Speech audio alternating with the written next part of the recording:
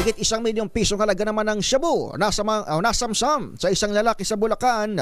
Balita mula kay Edwin Duque, RH23. Edwin. Edel, may higit sa 1 milyong halaga ng shabu ang nasamsam ng District Drug Enforcement Unit ng Northern Police District sa ikinasang bypass operation alas 3 na bating araw. Ay dito kay NPD Director Police Colonel Josephine Uligan, nagbunga ng tagumpay sa sinagawang operasyon ang pukpukan trabaho ng kanyang mga tauhan para masawata ang mga nag-illegal na aktibidad. Nasa 150 gramo ng shabu na nagkahalaga ng 1,020,000 pesos ang nasamsam dito kay alias Kuya.